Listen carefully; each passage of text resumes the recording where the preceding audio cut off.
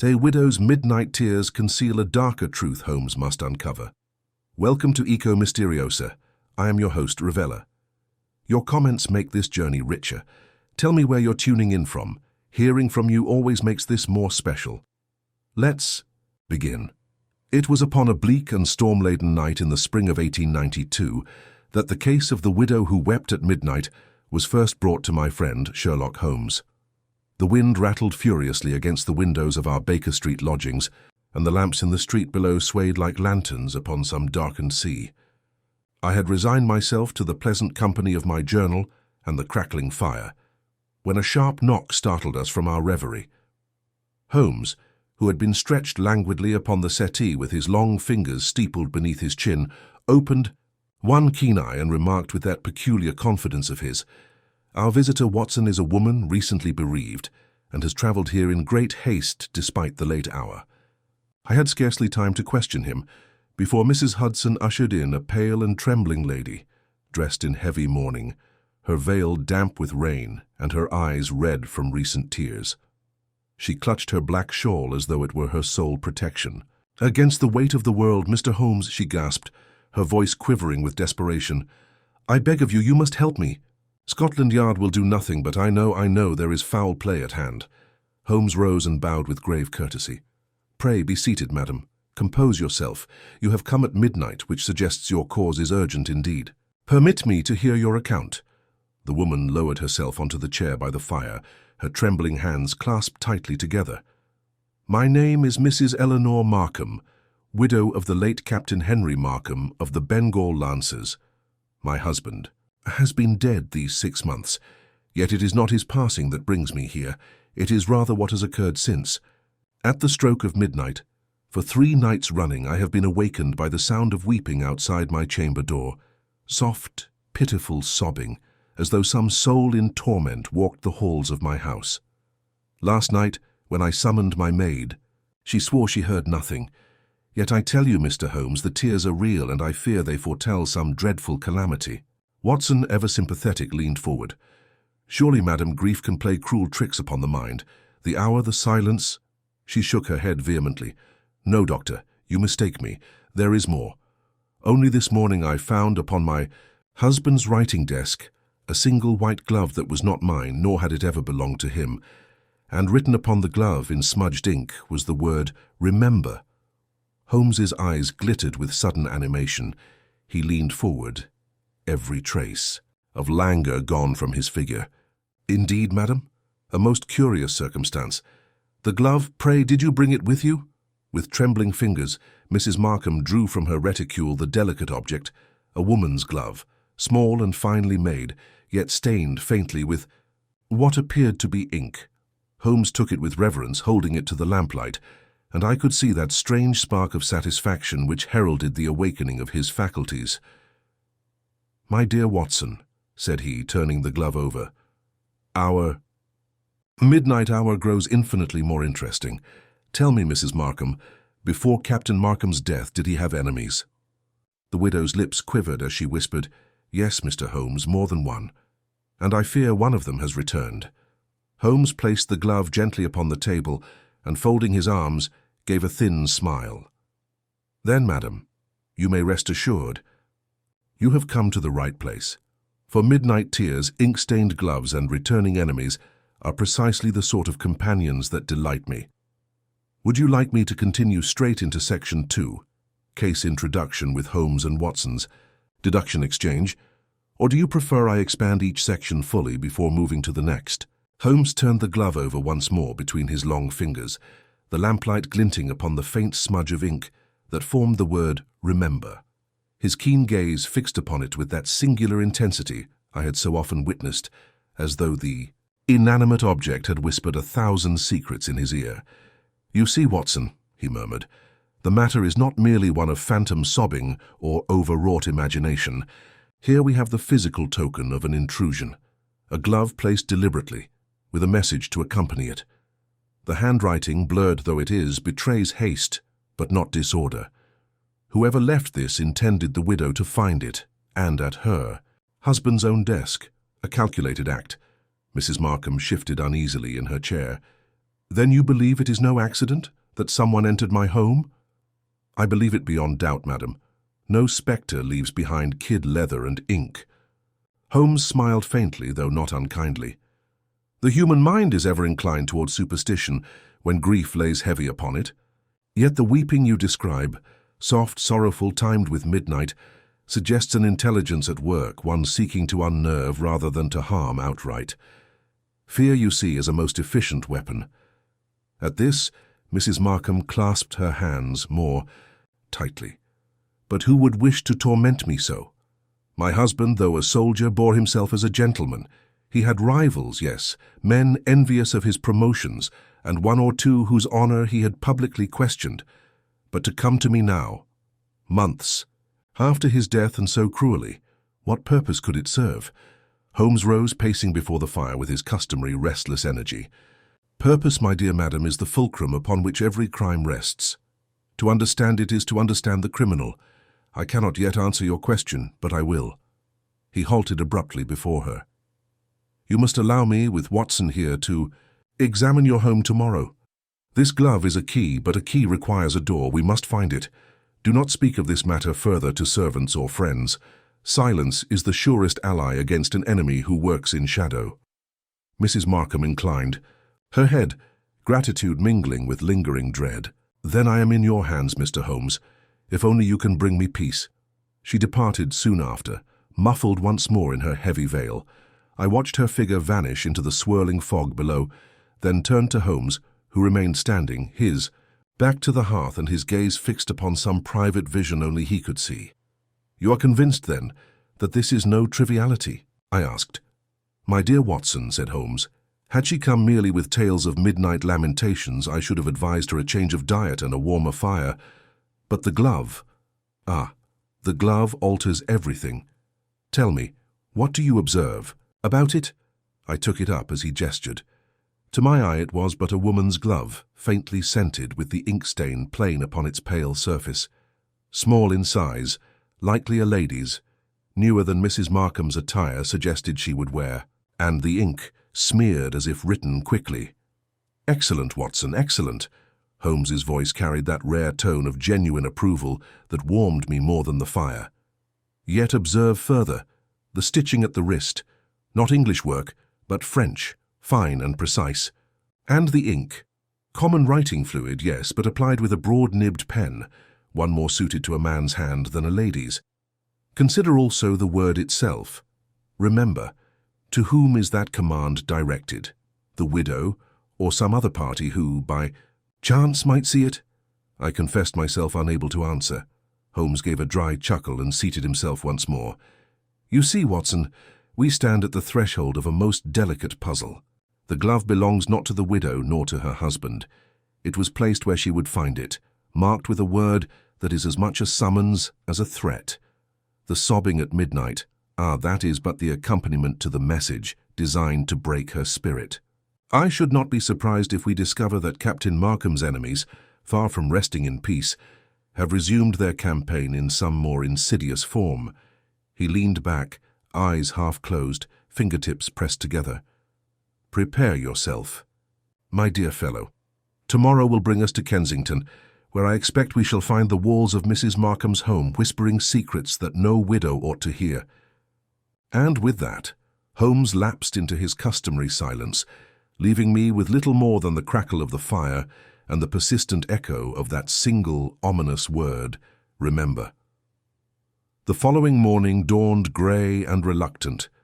The London fog, hanging low over Baker Street like a heavy curtain. Holmes was already astir when I descended from my room, his wiry frame bent over a tray of cold breakfast he had quite ignored in favour of his chemical apparatus. The glove lay upon the table, beside him, and he was passing small drops of reagent over the ink stain with the delicate precision of a surgeon. You will recall, Watson, he said without looking up, that ink leaves its own peculiar signature. This specimen, though blurred, betrays an admixture of gall that is not commonly found in the cheaper varieties. We may safely place it among the higher grades of writing fluids, precisely the sort used in professional correspondence or by gentlemen of standing. Then the intruder is no common thief? I asked. Hardly. A thief seeks profit. Here we encounter theatre, an act meant to disturb, not enrich. But we shall speak further after our visit. He set down the glass rod and sprang to his feet with renewed energy. Fetch your coat, Watson. Mrs. Markham awaits us, and I am eager to walk the stage upon which this curious drama is unfolding. The fog accompanied us faithfully to Kensington, where the widow's residence stood, a sober townhouse of good proportion, its windows curtained heavily against the world. Mrs. Markham received us with evident relief, though her pallor spoke of another restless night. She ushered us quickly into her late husband's study, a sombre chamber lined with military prints and smelling faintly of leather and dust. "There," she whispered, pointing to the desk. "That is where I found the glove yesterday morning." Holmes moved about the room with noiseless grace, his sharp eyes darting over every surface. He paused at the desk, examined the drawers, and bent low to inspect the carpet beneath. With sudden precision he extracted his magnifying lens and studied a faint smudge near the brass handle. "Watson, note the discoloration, soot rubbed hastily." Our visitor carried the grime of the street upon his gloves, though the one he left behind was spotless. Curious, is it not, that he would change them before placing his token? I muttered my agreement, watching as Holmes moved next to the window. He threw open the sash, ignoring Mrs. Markham's startled protest, and leaned outward into the fog. When he withdrew, his face bore that glint of satisfaction I had come to recognize as the herald of discovery. A ladder was raised here last night. The marks upon the sill are plain. Our intruder entered by this route, avoiding servants and locks alike. Not a random burglar, but a man who knew precisely where to go. Mrs. Markham clasped her hands to her breast. But what could he want in Henry's study? Surely nothing of value remains. Holmes tapped the edge of the desk thoughtfully. "Nothing of value to you, madam, perhaps, but to another, that remains to be seen. Tell me, what of your husband's papers, his military records, his correspondence?" "They are here," she said, pointing to a locked cabinet in the corner. "I have kept them untouched since his death." Holmes knelt before it, running his fingers lightly over the lock. "Untouched by you, perhaps, but the scratches at the keyhole tell me otherwise. Someone has tried this lock in recent nights, though with no success. Your husband's past, Mrs. Markham, may not be as silent as you suppose." At this she grew pale, and I felt compelled to interject gently. "Holmes, you do not mean—" "I mean only that the glove and the weeping are preludes, Watson. Our adversary has not yet secured what he seeks. Until he does, he will return. And when he returns, we must be ready." Mrs. Markham's voice trembled. "Then you believe he will come again tonight?" Holmes straightened, his eyes alight with grim certainty. "Precisely tonight, madam. Midnight is his hour, and if he comes to claim his prize, we shall be here to greet him." The widow gasped at Holmes's pronouncement, her eyes widening as though the very walls of the study had closed in upon her. Holmes, however, remained composed, his expression betraying nothing save the sharpened alertness of a hound on the scent. He moved to the hearthrug and stood with his back to the fire, fingers pressed together, while he addressed her in a tone at once calm and commanding. "You must go about your day as if nothing were amiss, Mrs. Markham. Inform your household of nothing, and retire to your room at the usual hour. Watson and I shall remain concealed within this very study. Should our adversary return, as I expect, he will find the stage prepared and the audience alert." Mrs. Markham nodded faintly, her lips trembling. "You are certain this is wise? I fear what may come." Holmes's thin smile did little to comfort her. Fear is precisely what he intends to sow. Tonight we shall turn it back upon him. When at last we were left alone, Holmes began a minute examination of the room's appointments. He measured distances with quick, silent steps, drew the curtains close, and even adjusted the position of a chair so that its shadow fell more conveniently across the corner near the cabinet. His movements were purposeful, deliberate, and I could see the shape of some strategy forming in his mind, though he divulged nothing of it to me. "Holmes," I ventured, "you speak as though you know who our man may be. Yet you have not questioned Mrs. Markham about her husband's enemies in any detail." He shot me a quick glance, his grey eyes gleaming. "Patience, Watson. To extract a name prematurely is to dull the blade before its time. Let him show his hand. When he reaches for the cabinet tonight, we shall know the measure of his desperation, and that will tell us far more than the widow's recollections of regimental gossip. The day passed slowly, and as evening deepened, the house grew hushed. Mrs. Markham dined upstairs in her chamber, leaving us free to make our preparations. Holmes insisted upon extinguishing all but a single shaded lamp in the study, which cast the room into a twilight of long, wavering shadows. He drew the heavy curtains tight, checked the latch upon the window, and finally positioned us in concealment, he behind the tall drapery near the desk, and I crouched with revolver ready in the recess by the cabinet. The hours crept by with painful slowness. I heard the distant chime of the hall clock mark 10, then 11, each stroke reverberating through the silence like the tolling of fate. Holmes remained motionless, his silhouette scarcely discernible in the gloom, though I sensed every nerve of him was alert. My own heart beat so loudly in my ears that I feared it might betray us. At length the fateful hour arrived. As the final stroke of midnight faded, a faint sound broke the silence, a low sobbing, soft and mournful, drifting through the corridor beyond the study door. The hair rose upon my neck, for the sound was eerily human, yet seemed to come from no living throat. It grew clearer, more insistent, until even the air seemed laden with sorrow. Then came the faint creak of the window sash. I gripped my revolver more tightly, scarcely daring to breathe. A shadow stirred against the lamplight, and through the narrow aperture of the curtains, I glimpsed the dark outline of a figure slipping silently into the room. Whoever it was moved with the confidence of one who had entered before, heading directly toward the cabinet. Holmes did not stir. The intruder knelt swiftly before the lock, producing a small instrument that glinted in the dim light. He worked with rapid precision, intent upon his task, while the phantom sobbing faded into silence. At that instant, Holmes stepped forward, his voice ringing cold and clear. "That will suffice, sir. Kindly rise and turn about, for your midnight occupation has reached its end." The figure started violently at Holmes's words, the tool slipping from his fingers with a faint metallic clatter upon the floor. For the space of a heartbeat, he seemed poised to bolt, but Holmes, with the swiftness of a striking hawk, stepped between him and the window, his tall frame cutting off escape. At the same instant, I rose from my concealment, revolver leveled. The man froze. The lamplight revealed him to be no common burglar, but a gentleman of perhaps 35, well-dressed though disheveled by his exertions.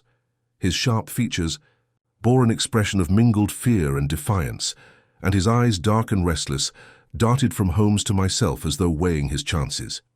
"You see, Watson," Holmes observed coolly, "our visitor is neither ghost nor servant, but a man of society. The gloves he leaves behind may be delicate, but his present occupation is anything but refined. Now, sir, you will oblige us by explaining your presence in this house." The man drew himself up with an effort at composure. "I owe you no explanation. Sir, my affairs are my own." Holmes's smile was thin and without humour. "On the contrary, your affairs have become those of Mrs. Markham, whose property you have seen fit to disturb. Unless you care to give a frank account of yourself, I shall be obliged to summon Scotland Yard, who will no doubt find your tools most instructive." The intruder's defiance faltered. He glanced toward the door, then back again, and finally spoke in a low, hurried tone. "I meant no harm to the lady. I sought only to recover what was mine, papers that should never have been in Captain Markham's possession." Holmes's eyes glittered. "Ah, then we approach the heart of the matter. Pray, what papers are these that drive a man to midnight? Burglary accompanied by such a theatrical display as phantom weeping." At this the man's face changed, and he cast upon Holmes a look of genuine astonishment. "You mean you heard it too? The sobbing?" I could not suppress an exclamation.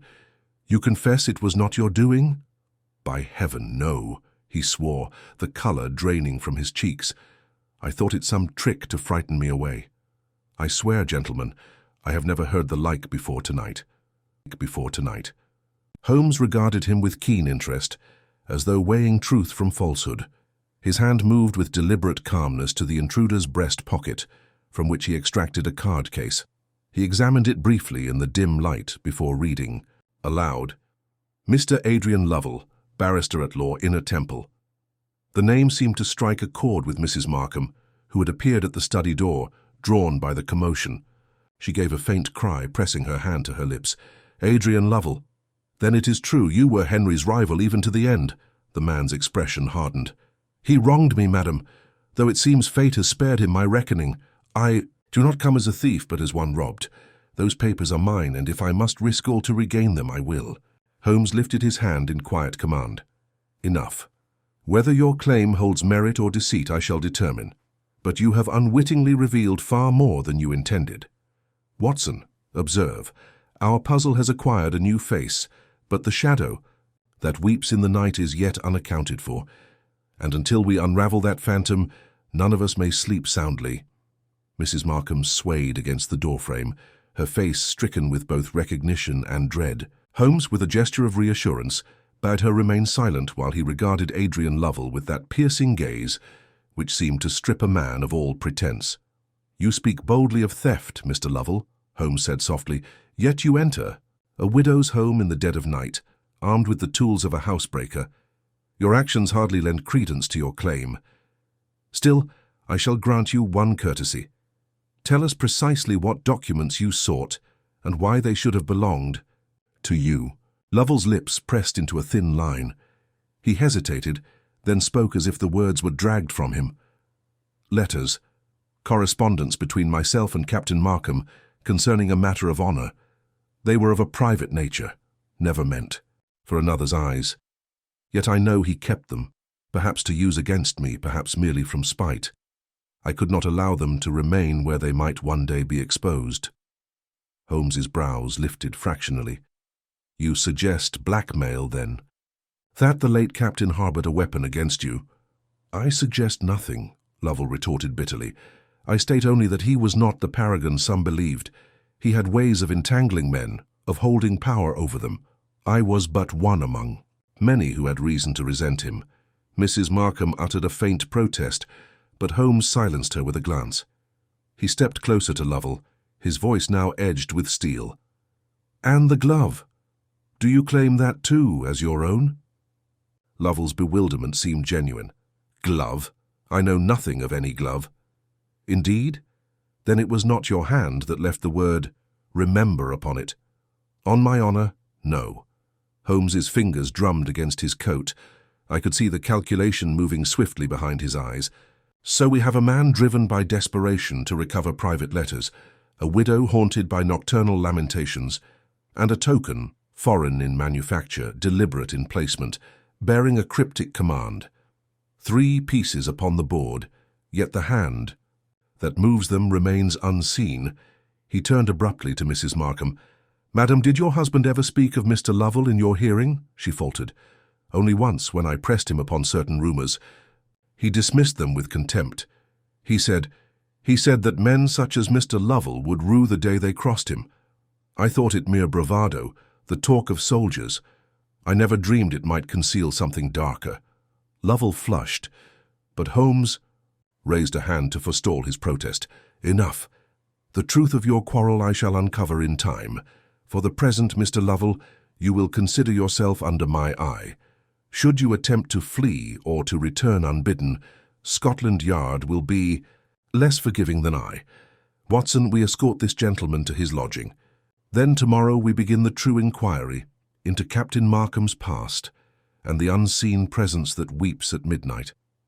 As we led the chastened barrister from the house, the silence of the street seemed heavy with unseen watchfulness.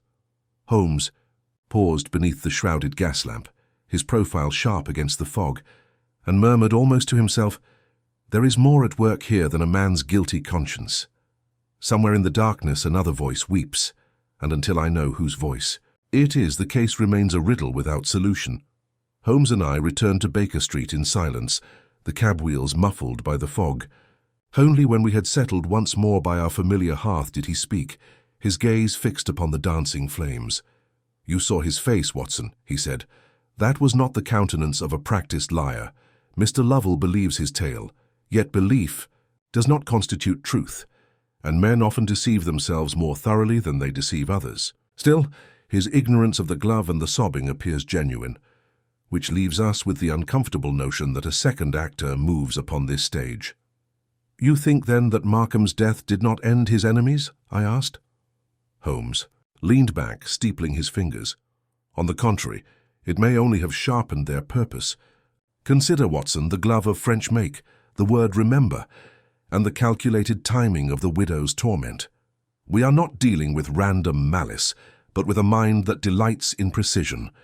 The sobbing at midnight is no ghost, it is artifice, designed to unsettle and disarm. Our intruder tonight was but a pawn, and he knows it not." I shivered slightly, for Holmes's words carried the chill of unseen menace. "Then tomorrow we must pursue Captain Markham's history in earnest." "Indeed. His widow spoke of enemies, and Mr. Lovell confessed as much. There will be others, men touched by scandal, perhaps dishonored by the captain's ambition. Somewhere among them lies the hand that pens messages in ink and weeps in the night." The following day found us at the India office, where Holmes had secured access through one of his innumerable acquaintances. There, amid the scent of parchment and the scratching of clerks' pens, we examined the late captain's record. His service was gallant, his promotions steady, yet woven through the formal commendations were curious notes: a reprimand for conduct unbecoming, a dispute with a fellow officer, a court of inquiry convened but never concluded. Holmes read each, line with quiet intensity, his eyes moving swiftly across the pages. "Observe, Watson," he whispered, tapping a particular entry, "a quarrel with one Colonel Rathbone, settled without official censure, and here again, an incident in Calcutta, involving the disappearance of regimental funds, hushed with remarkable speed. Captain Markham emerges less as the spotless officer, and more as a man adept at burying his tracks. That makes enemies, and enemies do not always remain silent." When at last we stepped back into the clamour of Whitehall, Holmes's face bore the keen light of discovery. "We must find this Colonel Rathbone," he said briskly. "I suspect he can tell us what Mrs. Markham never heard from her husband's lips. And perhaps, Watson, we shall learn why a phantom chooses midnight to shed its tears." Holmes wasted no time in setting our next course. By mid-afternoon we were rattling westward in a hansom, bound for the address of Colonel Rathbone, which he had gleaned with characteristic ease from a clerk who seemed only too eager to oblige him. The house stood in a quiet crescent near Hyde Park, its facade respectable, yet bearing an air of austerity that suited the military temperament.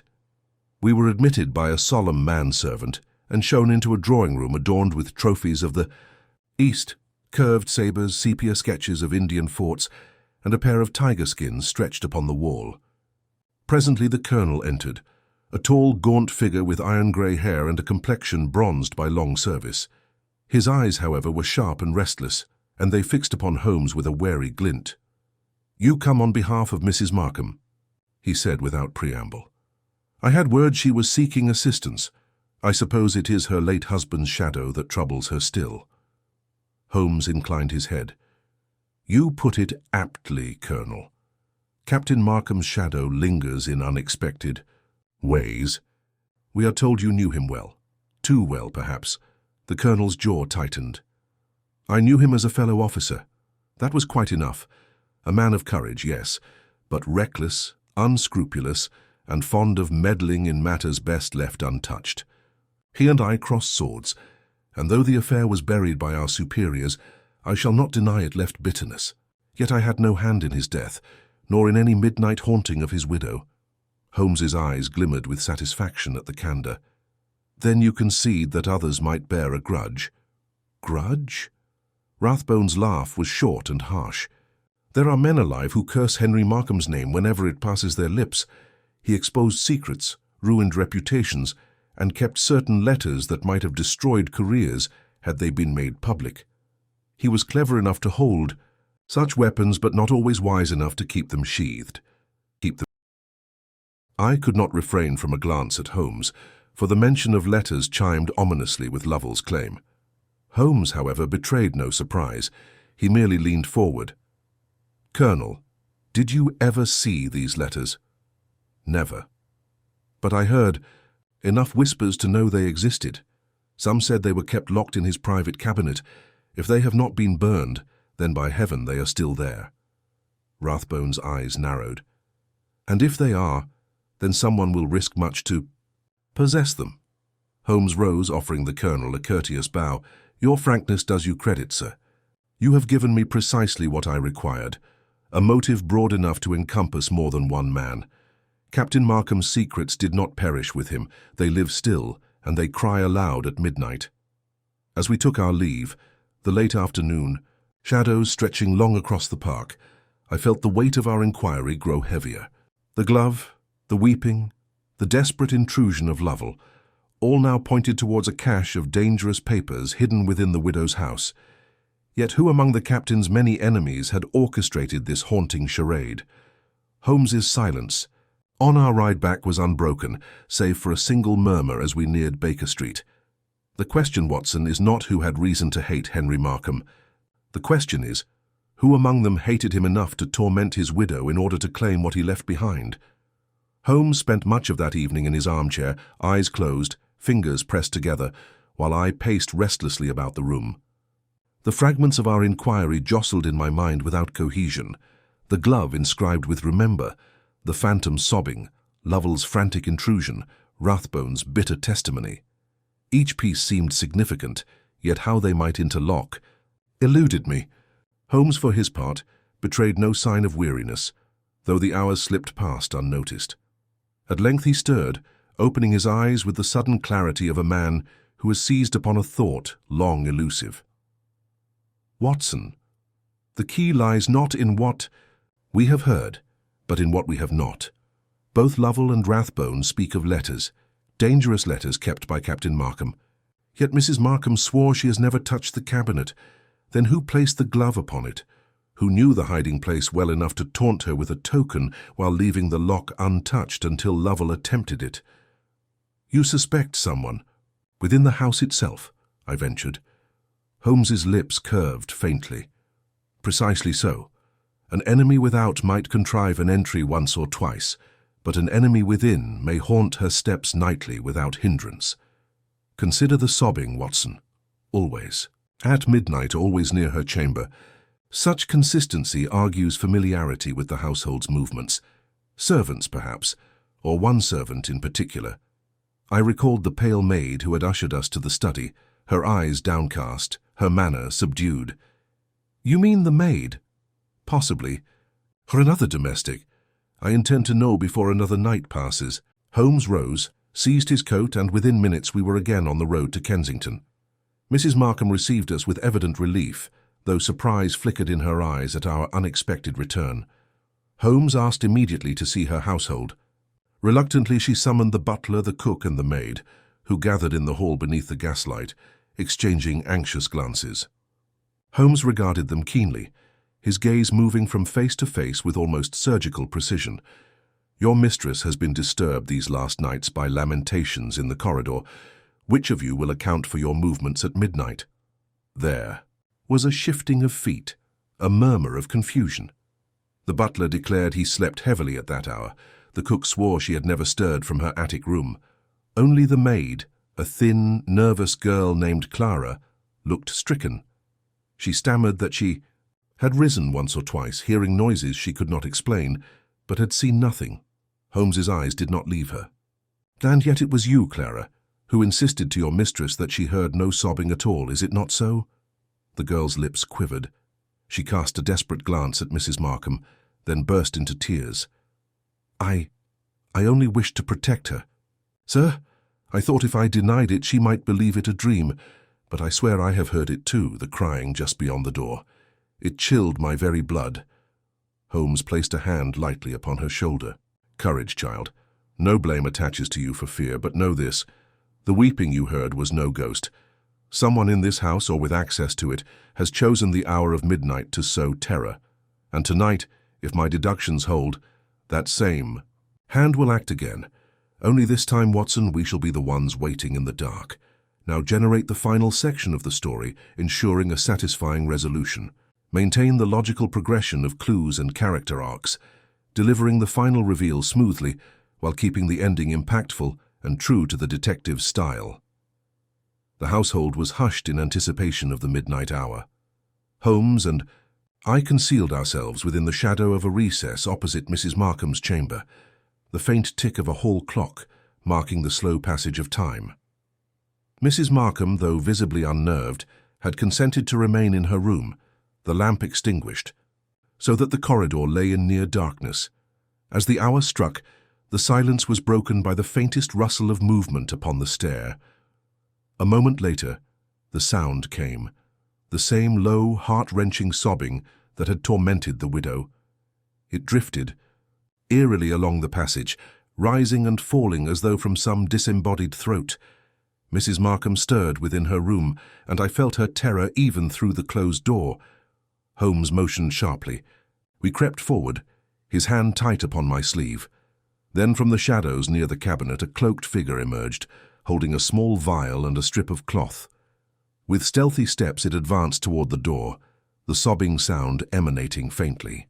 From some concealed contrivance hidden in the folds of its cloak, Holmes sprang like lightning, wrenching the cloak aside. A cry of rage burst forth as the intruder struggled, but Holmes's grip was iron. I rushed to assist, and together we pinned the writhing figure beneath the gaslight. It was Lovell, the very cousin who had first burst into the house with protestations of loyalty. "Your little play is over," Holmes said coldly. A most theatrical device, this bladder and reed to mimic a woman's sobbing.